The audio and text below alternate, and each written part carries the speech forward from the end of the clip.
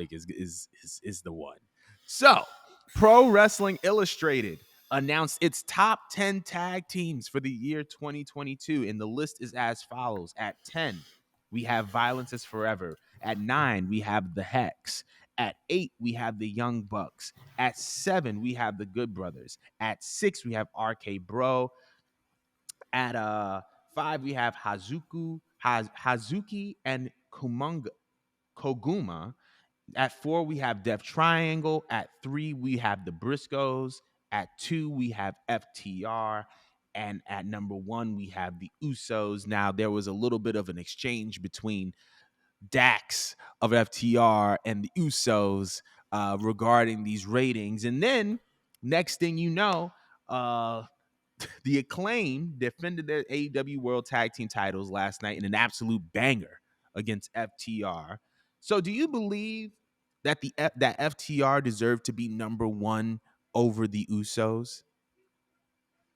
Yeah, I honestly feel like they do. Like, I understand that the reason why they put them as number 1 is because, it's WWE at the end of the day, and that they've been holding the belts for God knows how long. I don't know how many days it's been that they've been holding the belts. Early, it feels like it's been forever that I keep seeing them with the belts. But I swear to God, if this thing don't stop falling out of my ear, like, we want to have problems. God, I can't wait till I have my setback. Anyways. Can you hear me? Yeah, I can hear you. You're good.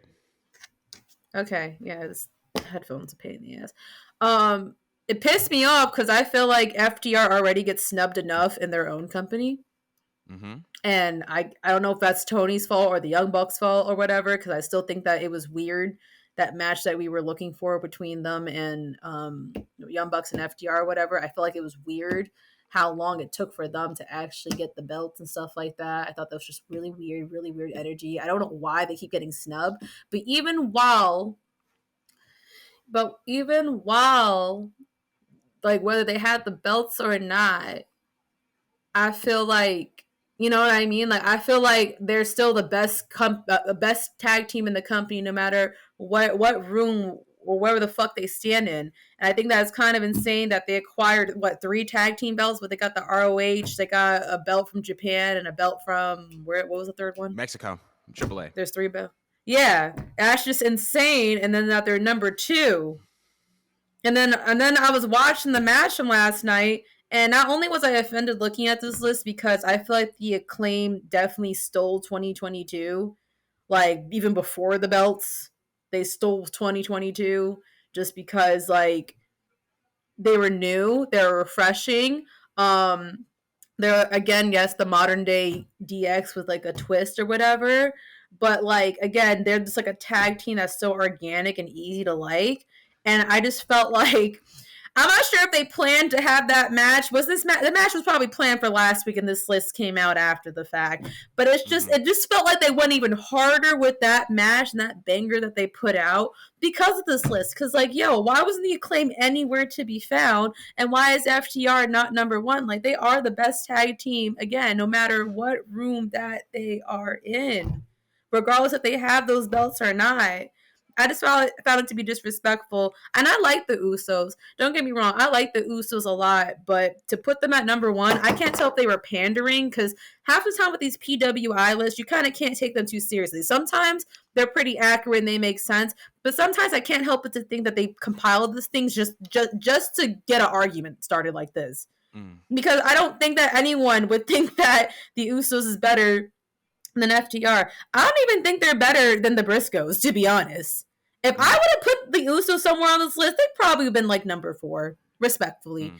That's not to just like say that their work didn't matter in WWE with what they done with Vince. They had put on good matches, but they have not put on classics like FTR or the Briscoes.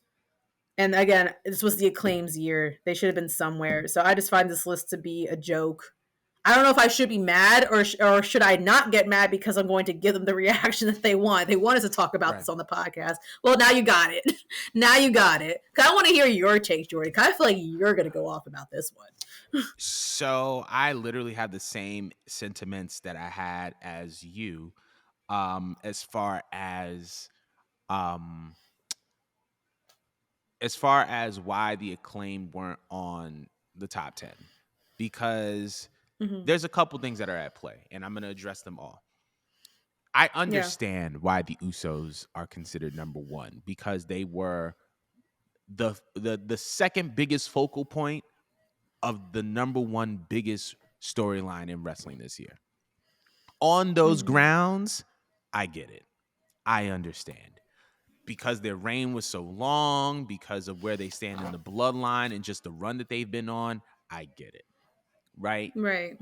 However, when it comes to FTR, I think that this should have been the first year that they were tied at number one, because I feel like the only reason why FTR can't, logically be placed number one is because of how they were booked on TV.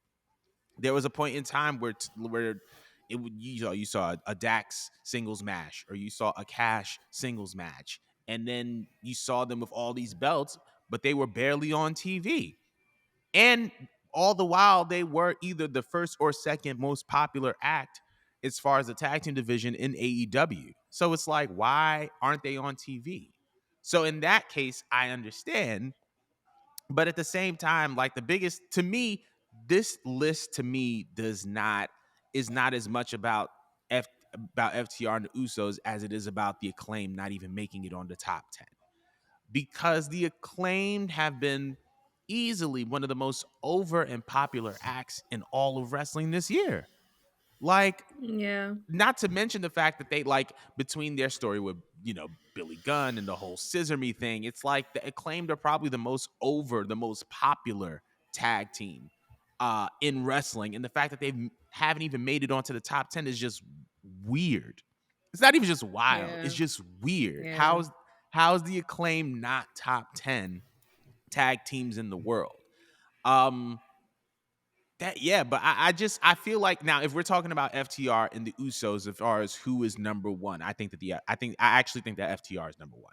I think that FTR is the best tag team in the world. I think that FTR Hmm. has more of a premise to say that they're the best tag team in the world, because they've essentially gone up against every formidable tag team that there is in every major promotion that there is outside of WWE.